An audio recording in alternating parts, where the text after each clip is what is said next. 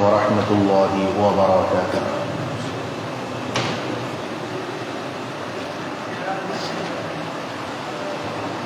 اعوذ باللہ من الشیطان الرجیم،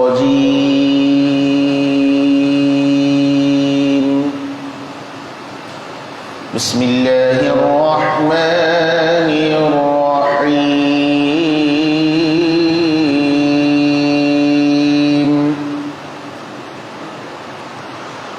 قل هو اللہ احد اللہ الصمد لم یلد ولم یولد ولم یکن له کفوا احد، آمنت باللہ صدق اللہ العظیم۔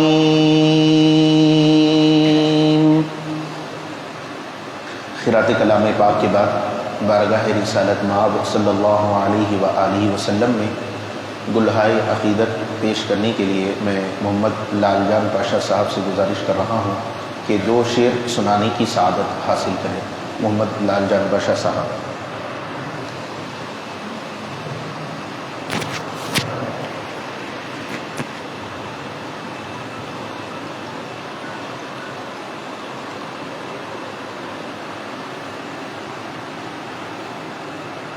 السلام علیکم ورحمۃ اللہ وبرکاتہ۔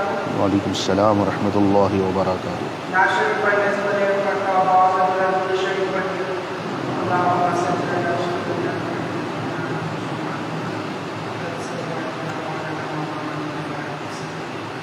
ناشر سماعت فرمائیے۔ میری آنکھیں تراستی ہے یا رب، میری آنکھیں تراستی ہے یا رب، مجھ کو باغِ مدینہ دکھا دے، پیار سے زندگی دینے والے، پیار سے زندگی دینے والے، زندگی میں نبی سے ملا دے، جسم پر کھا کے ابو جہل کے پڑے، ہنس کے کہتی تھی بی بی سمیہ، جسم پر کھا کے ابو جہل کے پڑے، ہنس کے کہتی تھی بی بی سمیہ، میں نہ چھوڑوں گی دامن نبی کا، میں نہ چھوڑوں گی دامن نبی کا، بے حیا چاہے جتنی سزا دے، سبحان اللہ۔ میری آنکھیں تراستی ہے یا رب، مجھ کو باغِ مدینہ دکھا دے، پیار سے زندگی دینے والے، زندگی میں نبی سے ملا دے۔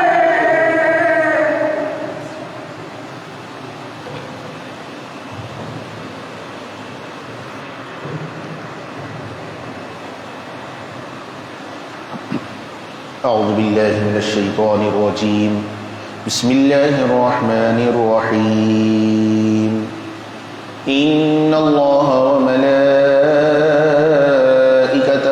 یصلون علی النبی یا ایہا الذین آمنوا صلوا علیہ وسلموا تسلیما، اللہم صل علی سیدنا محمد وعلى آلہ وصحبہ افضل صلواتک وعدد معلوماتک وبارک وسلم، صدق اللہ العظیم وصدق رسوله النبی الامین الکریم، ونحن على ذلك لمن الشاهدين والشاكرين، والحمد لله رب العالمين۔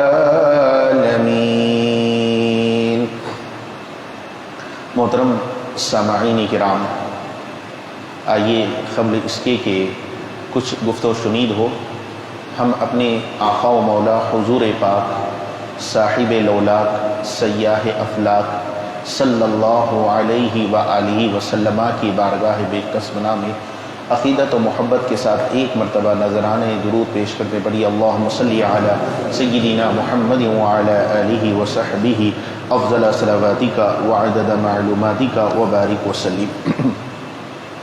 محترم سامعین کرام، جیسا کہ آپ حضرات بخوبی جانتے ہیں کہ الحمدللہ کئی ہفتوں سے یہ ہمارا ہفتہ واری درس جاری و ساری ہے، اور آپ لوگ بھی دلچسپی کے ساتھ اس میں تشریف لا رہے ہیں۔ اس کا بڑا فائدہ یہ ہے کہ اب بہت سارے لوگوں کو ذہن میں یہ سوال بھی آتا ہوگا کہ بھئی ہر اتوار ہم جائیں گے تو کیا ہم کو یاد رہے گا، کیا سمجھ میں آئے گا، کون سی یعنی کتنی ایسی چیزیں جو ہم کو یاد رہتی ہیں۔ تو یاد رکھنا بہت اچھی بات ہے، جو مسائل سن رہے ہیں، جو حدیثیں سن رہے ہیں، یاد رکھنا بہت اچھی بات ہے۔ لیکن اگر یوں سمجھ لیجئے کہ کسی کو جو کچھ سنے وہ یاد بھی نہیں رہے، تب بھی فائدے سے خالی نہیں ہے، تب بھی فائدے سے خالی نہیں ہے۔ اس لیے کہ علم کی مجلس میں بیٹھنا خود ثواب کا کام ہے، علم کی مجلس میں بیٹھنا خود نیکیاں کمانا ہے۔ الحمدللہ یہ ایک علم کی مجلس ہے تو اس میں بیٹھنا بھی نیکیاں کمانا ہی ہے۔ تو اس نیت سے ہم ضرور شریک ہو سکتے ہیں کہ میں جو کچھ سن رہا ہوں انشاءاللہ یاد رکھنے کی تو کوشش کروں گا، سمجھنے کی تو کوشش کروں گا، لیکن اگر ولو بالفرض سمجھ میں نہ بھی آئے، یاد بھی نہ رہے، لیکن کم سے کم میرے نام اعمال میں نیکیاں تو جمع ہو رہی ہیں، اور قیامت کے دن ایک ایک نیکی کے لیے ہم ترسیں گے، قیامت کے دن ایک ایک نیکی ہمارے لیے بہت ہی قیمتی ہو جائے گی۔ تو بہرحال نیکیاں جمع کرنے کے کئی ذرائع ہیں، تو ان میں ایک ذریعہ علم کی مجلس بھی ہے۔ اور اس سے پہلے بھی ہم درس میں یہ آپ کے سامنے یہ بات رکھ چکے ہیں کہ جو بھی طلب علم کے لیے کوئی راستہ طے کرتا ہے تو اللہ تبارک و تعالیٰ اس کے لیے جنت کا راستہ آسان فرما دیتے ہیں۔ تو اللہ نے چاہا تو علم کی مجلس میں پابندی کے ساتھ آ رہے ہوں تو اللہ تبارک و تعالیٰ ایسے کام کرنے کی توفیق دے گا جس کی وجہ سے جنت میں جانا آسان ہو جائے گا۔ تو بہرحال علم کی مجلس میں شریک ہونے کے کئی فائدے ہیں۔ آج ہم جو حدیث شریف آپ کو سنانا چاہ رہے ہیں اس میں ہم کو اخلاص کی تعلیم دی گئی ہے۔ اخلاص کیا ہوتا ہے اور اخلاص کتنا اہم ہے، یہ تعلیم ہم کو دی گئی ہے۔ حضور پاک علیہ الصلوۃ والسلام کا فرمان ہے کہ سب سے پہلے جس کا فیصلہ قیامت میں ہوگا وہ شہید ہے، اسے لایا جائے گا۔ ایک شہید ہوگا جو اللہ تبارک و تعالیٰ کی راہ میں لڑتے لڑتے اپنی جان کو قربان کر دیا ہوگا، اللہ تبارک و تعالیٰ کی بارگاہ میں قیامت کے دن اس کو لایا جائے گا۔ اللہ رب العزت پوچھے گا کہ میں نے جو کچھ نعمتیں تجھ کو دیا ہے اس کے شکریہ میں تو کیا عمل کیا؟ تو وہ کہے گا کہ مولا میں تیرے دین کے خاطر اپنی جان کو قربان کر چکا ہوں، تیرے دین کے خاطر اپنی گردن کو کٹا چکا ہوں، تیرے دین کے خاطر اپنے خون کو بہا چکا ہوں۔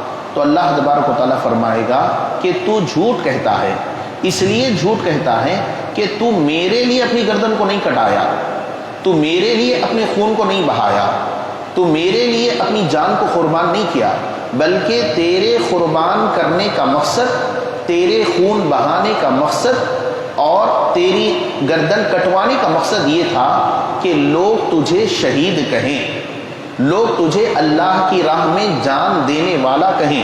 تو جو جو تو چاہ رہا تھا دنیا میں وہ سب تجھے مل گیا ہے، وہ سب تجھے مل گیا ہے۔ اب یہاں میدان قیامت میں تجھے کوئی بدلہ نہیں ملے گا۔ اس کے بعد پھر حکم ہوگا کہ اس کو یہاں سے لے جاؤ اور یہاں تک کہ اس کو منہ کے بل کھینچا جائے گا، یہاں تک کہ آگ میں پھینکا جائے گا، یعنی منہ کے بل گھسیٹتے ہوئے آگ میں اس کو پھینک دیا جائے گا، جہنم میں پھینک دیا جائے گا۔ تو اس کی شرح میں علماء نے فرمایا ہے یعنی بالکل ذلت کے ساتھ، جیسے کوئی مرا ہوا کتا ہے اس کی ٹانگ پکڑ کر جیسے کھینچا جاتا ہے، اسی طریقے سے جو دنیا کے خاطر کوئی عمل کیا، دنیا کے خاطر اپنی جان کو قربان کیا، دنیا میں لوگوں کی زبان سے واہ واہ سننے کے لیے اپنی جان کو قربان کیا، اس کو مرے ہوئے کتے کی طرح ٹانگ پکڑ کر جیسے مرے ہوئے کتے کو کھینچا جاتا ہے، ایسے ہی اس کو منہ کے بل گھسیٹا جائے گا اور گھسیٹ کر اس کو جہنم میں ڈال دیا جائے گا۔ اور پتہ ہے جہنم کی گہرائی کتنی ہے؟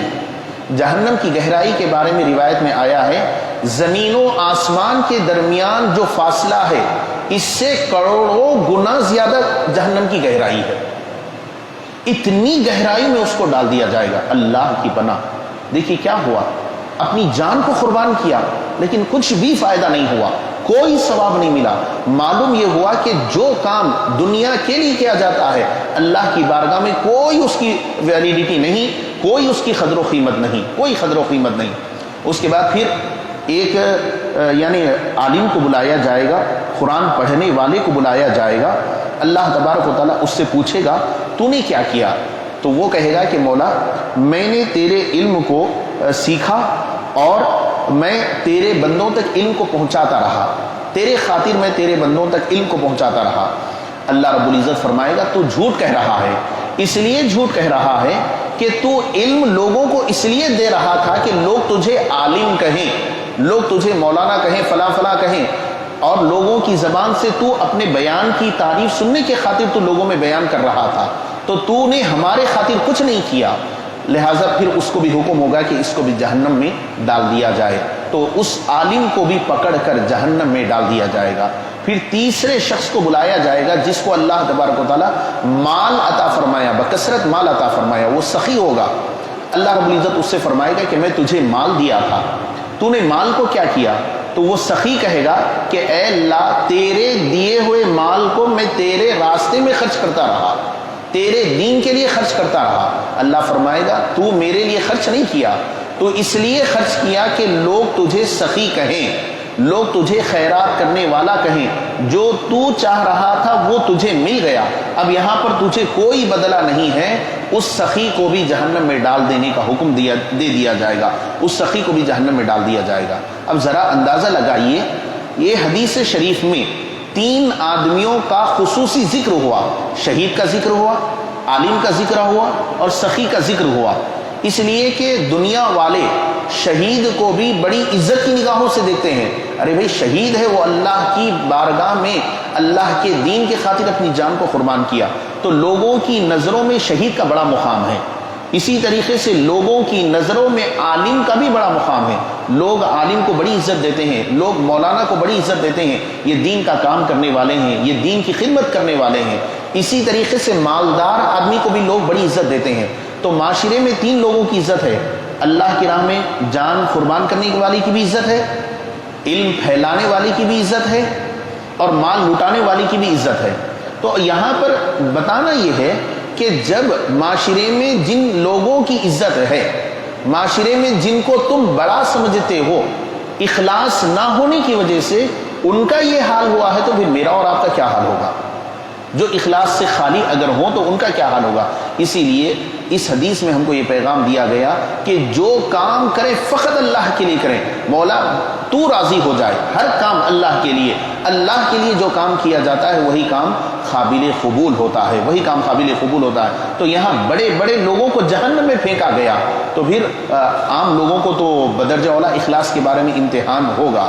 اسی طریقے سے اب یہاں پر چونکہ اخلاص کی بات آئی ہے تو اخلاص کی تھوڑی سی تعریف بھی میں آپ کے سامنے رکھ دیتا ہوں۔ اخلاص کا مطلب یہ ہے کہ اللہ کے لیے عمل کرنا چاہیے، یا اخروی نعمتوں میں سے کسی نعمت کے لیے اگر کوئی عمل کر رہا ہو تو وہ بھی اخلاص کے دائرے میں آئے گا۔ جیسے مثال کے طور پر کوئی نماز ادا کر رہا ہے، اس لیے نماز ادا کرتا ہے کہ اس کو جنت میں انعامات ملے، کوئی نماز ادا کرتا ہے اس لیے ادا کر رہا ہے کہ تاکہ وہ دوزخ کے عذاب سے بچے، کوئی قرآن کی تلاوت کر رہا ہے اس لیے کر رہا ہے کہ وہ پل صراط پر آسانی کے ساتھ سفر کرے۔ تو اب اگر اس کو یہ کہا جائے کہ بھئی تو جنت کے لیے، پل صراط پر سے آسانی سے گزرنے کے لیے، دوزخ سے بچنے کے لیے تو عمل کر رہا ہے، اللہ کے لیے تو عمل نہیں کر رہا، لہٰذا تیرے پاس بھی اخلاص نہیں ہے، یہ نہیں کہا جائے گا۔ تو علماء نے لکھا ہے کہ جو اخروی نعمتوں کو حاصل کرنے کے لیے، اخروی عذابات سے بچنے کے لیے کوئی عمل کرتا ہے تو وہ بھی اخلاص کی تعریف میں آئے گا، وہ بھی اخلاص کی تعریف میں آئے گا۔ اگرچہ کہ کامل اخلاص یہ ہے کہ فقط صرف اور صرف اللہ کے لیے کام کیا جائے، جو کام اللہ کے لیے ہو وہ کام زیادہ قابل قبول ہوتا ہے، اللہ اس کام کو ہی قبول فرماتے ہیں۔ یہاں تک کہ ریاکاری جو ہے، دکھاوا جو ہے، اس کو شرک خفی بھی کہا گیا ہے۔ شرک جلی کا مطلب یہ ہوتا ہے کہ اللہ کی ذات کے برابر کسی کو سمجھنا، یہ بڑا شرک ہے، اور لیکن اللہ کی رضا کے ساتھ کسی اور کی رضا چاہنا، یہ بھی ایک قسم کا شرک ہے، اس کو شرک خفی کہا گیا ہے۔ لہٰذا ہم سب کو اس بات کی کوشش کرنی ہے کہ ہم کو جو کام کریں فقط اللہ کے لیے کریں، اللہ راضی ہو جائے۔ دنیا والے راضی ہو کے کریں گے کیا؟ میں آپ سے پوچھتا ہوں مثال کے طور پر، اب یوں سمجھ لیجئے کہ میں آپ کے سامنے کہہ رہا ہوں، اگر میرے دل میں، اللہ کرے میری نیت میں اخلاص ہو جائے، اگر میرے دل میں یہ نیت ہو کہ میں لوگوں کی تعریفیں سنوں، فقط لوگوں کی زبان پر آنے والے 2 تعریفی جملوں کے خاطر آخرت میں ملنے والے لامحدود ثواب کو چھوڑ دینا، یہ دانشمندی ہے؟ یہ عقل مندی ہے؟ ہرگز نہیں۔ لوگ کیا کریں گے؟ زیادہ سے زیادہ 2 تعریفی جملے ہی کہیں گے، شہید کے لیے بھی 2 تعریفی جملے ہی کہیں گے، ارے بڑا بہادر ہے بھائی، اللہ کی راہ میں جان قربان کر دیا۔ زبان پر آنے والے 2 جملوں کے خاطر نہ ختم ہونے والا جو ثواب مل رہا تھا اس کو چھوڑ دیے، کتنی نادانی کی بات ہے۔ اسی طریقے سے کوئی مال اللہ کی بارگاہ میں دے رہا ہے، مسجد میں مال دے رہا ہے، مدرسے میں مال دے رہا ہے، تعاون کر رہا ہے، خدمت کر رہا ہے، لیکن دل میں یہ نیت ہے کہ میرا اعلان ہو جائے، میرا نام پکارا جائے، تو لوگوں میں فقط نام کتنی دیر کے لیے پکارا جائے گا؟ نام پکارنے میں بس 1 منٹ ہوگا، 1 منٹ میں آپ کا نام پکارا جائے گا، لوگوں میں آپ کا نام آ جائے گا، بس اتنا ہی۔ اس کے علاوہ اور کیا حاصل ہوگا؟ لوگوں میں نام پکارا جانے کے علاوہ اور کیا حاصل ہوگا؟ تو فقط 1 منٹ کے لیے لوگوں میں آپ کا نام آ گیا، تو اس 1 منٹ کے لیے ایک نہ ختم ہونے والے ثواب کو چھوڑ رہے ہوں، تو یہ یقیناً نادانی ہے۔ تو لہٰذا ہم کو سوچنا چاہیے کہ جو چیزیں میں دنیا میں حاصل کرنا چاہ رہا ہوں وہ ختم ہونے والی ہیں، وہ لمیٹڈ ہیں، آخرت کی جو نعمتیں ہوں گی وہ انلمیٹ ہوں گی، اس کے لیے ہم کوشش کرنا ضروری ہے۔ تو بہرحال اخلاص کے بارے میں یہ بہت ہی نفیس حدیث شریف ہم کو تعلیم دی گئی ہے کہ جو کام کریں فقط اللہ کے لیے کریں۔ انما الاعمال بالنیات، حضور پاک علیہ الصلوۃ والسلام نے ارشاد فرمایا کہ اعمال کا دار و مدار نیتوں پر ہوگا، اچھی نیت کریں گے تو انشاءاللہ اچھا ہی ثواب ہوگا۔ اخلاص میں اگر کمی ہوگی تو ضرور وہ کام فیل ہو جائے گا، اگر ریاکاری ہے تو وہ کام فیل ہو جائے گا۔ جس میں اخلاص کامل ہوگا وہی کام یعنی کامیاب ہوگا، وہی کام دیر تک قائم بھی رہے گا، یاد رکھ لیجئے، وہی کام دیر تک قائم بھی رہے گا۔ ایک اور حدیث شریف میں آپ کو سنانا چاہتا ہوں۔ حضرت عبداللہ بن مسعود رضی اللہ تعالی عنہ ہر جمعرات کو واعظ فرماتے تھے۔ یہ حضرت عبداللہ بن مسعود کون ہے؟ یہ صاحب النالین ان کو کہا جاتا ہے، حضرت عبداللہ بن مسعود کو، کیونکہ نالین کا مطلب ہوتا ہے کہ جوتیاں شریف، یعنی حضور پاک علیہ الصلوۃ والسلام کی جوتی مبارک ہر ہمیشہ یہ اٹھایا کرتے تھے، حضور کی خدمت کیا کرتے تھے، بہت قریبی حضور پاک علیہ الصلوۃ والسلام کے ساتھ رہا کرتے تھے، یہاں تک کہ حضور کے پاس اتنا آیا جایا کرتے تھے کہ کوئی نیا آدمی آیا تو حضرت عبداللہ بن مسعود کو دیکھ کر یہ سمجھ جاتا کہ حضور کے فیملی ممبرز میں سے یہ بھی ایک ممبر ہیں، اتنا قریب رہتے تھے حضرت عبداللہ بن مسعود رضی اللہ تعالی عنہ۔ تو یہ صاحب النالین بھی ہیں، حضور کے نالین کی خدمت بھی کیا کرتے تھے۔ اور ایک بات بھی یہ بھی بتاؤں کہ فقہ حنفی جو ہے، امام اعظم ابو حنیفہ رحمۃ اللہ تعالی علیہ کے جو فقہی مسائل ہیں، ان مسائل کا زیادہ تر دار و مدار حضرت عبداللہ بن مسعود رضی اللہ تعالی عنہ کی احادیث پر ہی ہے۔ تو حضرت عبداللہ بن مسعود رضی اللہ تعالیٰ عنہ ہر جمعرات کو واعظ فرماتے۔ ایک شخص نے عرض کیا، اے ابو عبد الرحمن، میری تمنا یہ ہے کہ آپ روزانہ واعظ فرماتے۔ تو ایک آدمی آ کر عرض کیا، اے ابو عبد الرحمن، میں یہ چاہ رہا ہوں کہ آپ روزانہ ہی بیان کریں، روزانہ ہی واعظ فرمائیں۔ تو حضرت عبداللہ بن مسعود رضی اللہ تعالی عنہ نے فرمایا کہ مجھے اس سے رکاوٹ یہ ہے کہ میں ناپسند کرتا ہوں کہ تمہیں ملال میں ڈالوں، یعنی اگر میں روزانہ ہی بیان کرتا رہوں تو لوگ اکتا جائیں گے، لوگ بیزار ہو جائیں گے، تو لوگوں کو بیزار کرنا بھی دین میں نہیں ہے، تو لوگوں کو اتنا ہی سنانا جتنی ان کی دلچسپی باقی ہے، دلچسپی نہیں ہے پھر بھی لوگوں کو اگر سنایا جا رہا ہو تو یہ خواہ کے تکلیف دینا ہوگا۔ اسی لیے عبداللہ بن مسعود رضی اللہ تعالیٰ عنہ ہر جمعرات کو صرف ایک مجلس مقرر کر لیا کرتے، اس میں واعظ فرمایا کرتے۔ اب سوال یہ ہے کہ جمعرات کو ہی کیوں واعظ کیا کرتے؟ تو جمعرات کو اس لیے واعظ کیا کرتے کہ جمعہ کے بالکل قریب ہوتا ہے، تو جمعہ کی برکتیں بھی حاصل ہو جائیں گی اور پھر واعظ کا اثر بھی زیادہ انشاءاللہ ہو جائے گا۔ تو جمعرات کا دن منتخب فرما لیا کرتے حضرت عبداللہ بن مسعود رضی اللہ تعالیٰ عنہ، اور پھر کہنے لگے، میں تمہارا ویسا ہی لحاظ رکھتا ہوں جیسا حضور صلی اللہ علیہ وسلم ہمارا واعظ میں لحاظ رکھتے تھے کہ ملال کے خوف سے۔ نبی کریم علیہ الصلوۃ والسلام بھی جب کبھی بھی بیان کرنے کے لیے کھڑے ہوتے تو اتنی ہی دیر حضور پاک علیہ الصلوۃ والسلام بیان فرماتے جس میں لوگوں کی دلچسپی باقی ہے۔ حالانکہ صحابہ تھے، صحابہ حضور کی بات کو سننا چاہتے، اگر حضور پوری رات بھی سنائے تو کوئی صحابی بھی عدم دلچسپی کا مظاہرہ یقیناً نہیں کرتے۔ کوئی صحابی یہ نہیں کہتے کہ یا رسول اللہ صلی اللہ علیہ وسلم ہم کو دلچسپی ختم ہو رہی، رسول صلی اللہ علیہ وسلم کا وہ کلام تھا، لیکن حضور صلی اللہ علیہ وسلم بھی مختصر کلام کیا کرتے، تو اسی کو مد نظر رکھتے صحابہ بھی مختصر کلام کیا کرتے۔ تو میں یہاں ضرور یہ کہنا چاہوں گا کہ جیسے اب ربیع الاول شریف کا مہینہ بھی آ رہا ہے، تو اس موقع پر ہم یعنی نعتیہ محفلوں کا انعقاد کرنا ہے، یقیناً کرنا ہے، اور نعتیہ محفلیں نبی کریم علیہ الصلوۃ والسلام کی محبت میں اضافے کا ذریعہ ہیں، لیکن کوشش اس بات کی کرنا چاہیے کہ مختصر یہ محفل ہو، اس لیے کہ مختصر اگر محفل ہو تو آنے والوں کے لیے بھی آسانی ہوگی، اور پھر جا کر مطلب ہے کہ نماز فجر کو اٹھنے کے لیے بھی آسانی ہوگی۔ رات دیر گئے تک اگر ہم محفلوں کو سجاتے رہیں گے، رات دیر گئے تک ہم جلسے کرتے رہیں گے، تو ظاہر سی بات ہے کہ نماز فجر غائب ہو جائے گی، نماز فجر میں غیر حاضری ہو جائے گی۔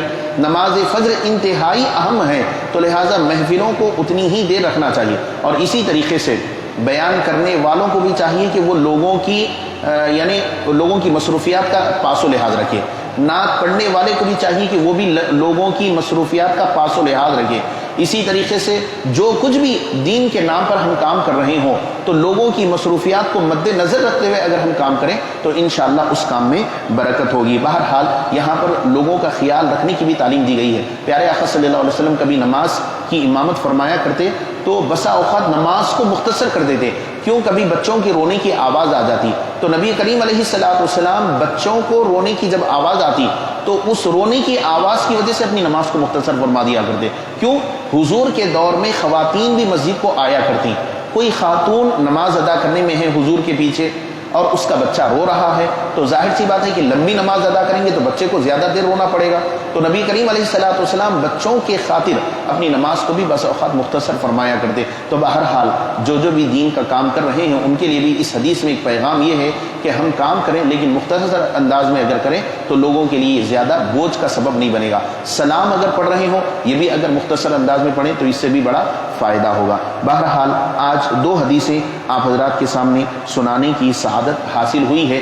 ایک حدیث میں ہم کو اخلاص کی تعلیم دی گئی ہے، دوسری حدیث میں ہم کو لوگوں کی مصروفیات کا پاس و لحاظ رکھنے کی تعلیم دی گئی ہے۔ اللہ رب العزت سے دعا کرتے ہیں کہ اللہ تبارک و تعالی ہمیں اخلاص کی توفیق عطا فرمائے، اور اللہ رب العزت جو کام کریں ہم یعنی اس طریقے سے لوگوں کی مصروفیات کا پاس و لحاظ رکھتے ہوئے اور ان کے تکالیف کا پاس و لحاظ رکھتے ہوئے ہمیں کام کرنے کی توفیق اللہ تبارک و تعالی عطا فرمائے۔ یہ درس کے تعلق سے یہ 2 احادیث آپ کے سامنے ہم سنائے ہیں۔ اب انشاءاللہ کچھ ضروری مسائل آپ کی خدمت میں عرض کیے جائیں گے، جیسے کہ ہمارا معمول ہے کہ احادیث سنانے کے بعد کوئی ضروری مسائل ہم آپ کے سامنے ذکر کرتے ہیں۔ سابقہ درس میں نماز کے فرائض کیا ہیں اس پر مکمل گفتگو ہو چکی، اب انشاءاللہ نماز کے واجبات آپ کے سامنے سنائے جائیں گے۔ سب سے پہلے واجب کس کو کہتے ہیں؟ نماز میں اگر کوئی بھی واجب اگر چھوٹ جاتا ہے تو اس کی وجہ سے سجدہ سہو کرنا لازم ہوتا ہے۔ یہاں پر 2 باتیں ہیں، اگر کوئی عمدن اگر نماز میں سے کوئی واجب چھوڑ دے، عمدن چھوڑ دے تو اس کی نماز ہی نہیں ہوتی، بھول کر اگر واجب چھوڑ گیا ہے تو سجدہ سہو کرنے سے نماز اس کی مکمل ہو جاتی ہے۔ تو واجبات نماز کئی ہیں، جیسے کہ نمبر 1 ہے قراءت فاتحہ، یعنی سورہ فاتحہ پڑھنا، ضم سورہ پڑھنا، اور اسی طریقے سے تعین قراءت در اولین، یعنی فرض نماز کی پہلی 2 رکعتوں میں سورہ فاتحہ کے علاوہ کوئی اور سورہ پڑھنا، ترتیب کا لحاظ رکھنا، ایسے کئی واجبات ہیں۔ آج ہم ایک واجب کے بارے میں آپ کو بتا رہے ہیں کہ سورہ فاتحہ کا فرض نمازوں کی 2 رکعتوں میں، باقی نمازوں کی رکعتوں میں، سب رکعتوں میں 1 مرتبہ پڑھنا واجب ہے۔ فرض نماز آپ اگر پڑھ رہے ہو تو پہلی دوسری میں سورہ فاتحہ پڑھنا واجب ہے۔ کوئی نفل نماز پڑھ رہے ہو، سنت پڑھ رہے ہو یا پھر واجب نماز پڑھ رہے ہو تو فرض کو چھوڑ کر جو بھی نماز ہوگی ہر نماز کی ہر رکعت میں سورہ فاتحہ پڑھنا واجب ہے۔ ہر نماز کی ہر رکعت میں سورہ فاتحہ پڑھنا واجب ہے، صرف فرض نماز کی پہلی اور دوسری میں سورہ فاتحہ واجب ہے۔ اور سورہ فاتحہ کا ضم سورہ سے پہلے پڑھنا واجب ہے، سورہ فاتحہ کا. اب اگر ایسا ہو جائے کہ پہلے کوئی بھول کر پہلے ضم سورہ پڑھ لے پھر اس کے بعد سورہ فاتحہ پڑھ لے تو اب ایسے میں اس کو سجدہ سہو کرنا پڑے گا. تو ضم سورہ پڑھنے سے پہلے سورہ فاتحہ کا پڑھنا واجب ہے. سورہ فاتحہ کا حفظ کرنا ہر مسلمان عاقل و بالغ پر واجب ہے. کم سے کم سورہ فاتحہ تو یاد رہنا چاہیے. سورہ فاتحہ کے علاوہ ایک اور سورت، کم سے کم 2 سورتیں ہر مسلمان کو یاد رہنا واجب ہے. اگر اتنا بھی یاد نہیں ہے تو وہ گناہگار ہے. تو یہ سورہ فاتحہ کے تعلق سے تھا کہ نماز میں سورہ فاتحہ پڑھنا واجب ہے، اور اگر کسی نماز میں سورہ فاتحہ نہ پڑھا گیا تو وہ نماز ناقص ہوگی. یہاں پر ضروری مسئلہ یہ بھی عرض کر دوں گا کہ جب ہم جماعت سے نماز ادا کر رہے ہوں، امام کے پیچھے ادا کر رہے ہوں، تو امام صاحب جو قرات کرتے ہیں وہ مقتدی کی بھی قرات ہے. لہٰذا جب امام کے پیچھے ہوں تو سورہ فاتحہ بھی پڑھنے کی ضرورت نہیں، ضم سورہ بھی پڑھنے کی ضرورت نہیں. چاہے وہ 5 نمازوں میں سے کوئی بھی نماز ہو، فجر، ظہر، عصر، مغرب، عشاء، ان 5 نمازوں میں سے کوئی بھی نماز ہو، کسی نماز میں بھی امام کے پیچھے قرآن مجید نہیں پڑھا جائے گا، اس لیے کہ امام کی قرات مقتدی کی ہی قرات ہے. امام صاحب جو قرات کریں گے وہ مقتدی کی قرات ہوگی. لہٰذا امام اعظم ابو حنیفہ رحمۃ اللہ علیہ کے پاس امام کے پیچھے قرات کرنا یہ بالکل منع ہے، بالکل بھی نہیں پڑھیں گے. ہاں ثنا پڑھ لیں گے اور خاموش ہو جائیں گے، تعوذ اور تسمیہ بھی نہیں پڑھیں گے. ہاں جب رکوع میں جاتے وقت امام صاحب اللہ اکبر کہے تو ہم بھی اللہ اکبر کہیں گے. امام صاحب جب رکوع میں جائیں گے تو امام بھی سبحان ربی العظیم کہے گا اور مقتدی بھی سبحان ربی العظیم کہنا ہے. پھر امام صاحب سمیع اللہ لمن حمیدہ کہے تو ہم کو ربنا لک الحمد کہنا ہے، یعنی سمیع اللہ لمن حمیدہ ہم کو نہیں بولنا ہے. امام صاحب سمیع اللہ لمن حمیدہ بولیں گے، ہم ربنا لک الحمد بولیں گے. ہاں اگر اکیلے نماز پڑھ رہے ہوں تو سمیع اللہ لمن حمیدہ بھی بولیں گے، ربنا لک الحمد بولیں گے. اس کے بعد جب سجدے میں جاتے وقت یعنی تمام تکبیرات کہیں گے، صرف قرات امام کے پیچھے نہیں کریں گے. سجدے میں جاتے وقت اللہ اکبر، سجدے میں جانے کے بعد سبحان ربی الاعلیٰ، اور پھر قاعدے میں بیٹھے وقت التحیات، درود ابراہیم، دعائے معصورہ، یہ تمام چیزیں پڑھیں گے. امام کے پیچھے صرف قرات نہیں کی جائے گی، قرآن نہیں پڑھا جائے گا. تو نماز کے تعلق سے یہ ضروری مسئلہ تھا جو آپ کے سامنے رکھا گیا ہے. ایک اور ضروری مسئلہ سماعت فرمائیں کہ فجر کی نماز کے تعلق سے، کہ بہت سارے لوگ وہ ہوتے ہیں کہ فجر کی سنتیں بس اوقات دیر سے پہنچتے ہیں اور فرض کی جو جماعت ہوتی ہے وہ ختم پہ رہتی ہے، تو ایسے وقت میں آ گئے تو جماعت ختم ہونے کے ڈر سے جماعت میں شریک ہو گئے. اب 2 سنت نہیں پڑھے، اب بعد میں جماعت ہونے کے بعد 2 سنت الگ سے پڑھ رہے ہوتے ہیں. تو یہ 2 سنت اگر فرض سے پہلے پڑھ لیے تو ہی پڑھ لے سکتے ہیں، جب فرض ہو گئی ہے تو پھر 2 سنت پڑھنے کی شریعت میں اجازت نہیں ہے. یعنی جو ہم یہاں پر جامع نظامیہ کی جو کتاب اہل خدمات شرعیہ ہے اس کے حوالے سے ہم آپ کے سامنے بات رکھ رہے ہیں.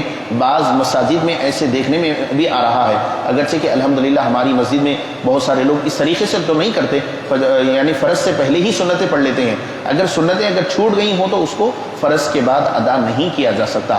ہاں اگر سنت اور فرض دونوں بھی اگر چھوٹ گئے ہوں تو زوال کا وقت آنے سے پہلے اگر پڑھ رہے ہوں تو پھر سنت اور فرض دونوں کی قضا کی جا سکتی ہے. زوال کا وقت اگر گزر گیا تو پھر صرف فرض کی قضا کی جا سکتی ہے، سنت کی قضا نہیں کی جا سکتی. تو کوئی بھی نماز اگر چھوٹ جاتی ہے تو فرض کی قضا رہے گی، سنتوں کی قضا نہیں رہے گی. عشاء کی نماز اگر کسی کی چھوٹ جائے تو عشاء کے 4 فرض بھی قضا کرے گا، 3 رکعت واجب جو ہے اس کی بھی قضا کرے گا. اس مسئلے کو ذہن میں رکھنا ضروری ہے. اسی طریقے سے ایک اور مسئلہ میں آپ کے سامنے رکھنا چاہتا ہوں کہ ظہر کی نماز میں بہت سارے لوگ دیر سے آتے ہیں، تو جو ظہر سے پہلے جو 4 سنت پڑھنے کے ہیں وہ 4 سنت نہیں پڑھے، جماعت کھڑی ہو رہی ہے. اب کیا کرنا چاہیے؟ سنت پڑھے بغیر جماعت میں شریک ہو سکتے ہیں یا نہیں؟ ہاں شریک ہو سکتے ہیں. سنت پڑھے بغیر بھی اگر کوئی جماعت میں شریک ہو گیا تو شریک ہو سکتا ہے. تو پھر بعد میں وہ 4 سنت کب پڑھنا چاہیے؟ پہلے 2 سنت پڑھ کے پڑھنا یا 4 سنت پڑھنے کے بعد پھر 2 سنت پڑھنا چاہیے؟ یہ ایک بھی اہم مسئلہ ہے. تو اس بارے میں یہ ہے کہ اس میں اختیار ہے کہ اگر ظہر کی نماز سے پہلے جو 4 سنتیں چھوٹ گئی ہوں، اگر فرض کے بعد اگر پڑھ رہے ہوں تو پہلے 4 سنت پڑھ کے اس کے بعد 2 سنت بھی پڑھ سکتے ہیں، یا 2 سنت پڑھنے کے بعد بھی 4 سنت پڑھ سکتے ہیں. دونوں طریقے اس میں ہیں. تو خلاصہ یہ ہے کہ ظہر میں 12 رکعت ہیں. 4 سنت 4 فرض 2 سنت 2 نفل. اگر کوئی پہلے کے 4 سنت نہیں پڑھا، فرض کے بعد اگر پڑھنا چاہ رہا ہے تو 4 سنت پڑھ کے بھی پھر 2 سنت پڑھ سکتا ہے. ایک طریقہ یہ بھی ہے. دوسرا طریقہ 2 سنت پڑھ کے 4 سنت بھی پڑھ سکتا ہے، اس کے بعد 2 نفل پڑھنا چاہے تو پڑھ سکتا ہے. یہ ضروری مسائل تھے جو آپ کی خدمت میں رکھے گئے. انشاءاللہ مزید مسائل اور دوسرے اور مزید احادیث مبارکہ ہم اگلے درس میں آپ کو انشاءاللہ سنائیں گے. اللہ رب العزت سے دعا ہے اللہ مجھے اور آپ کو تمام مسلمانوں کو احکام شریعت سیکھنے، اس پر عمل کرنے کی توفیق عطا فرمائے. اب ایک 5 منٹ یا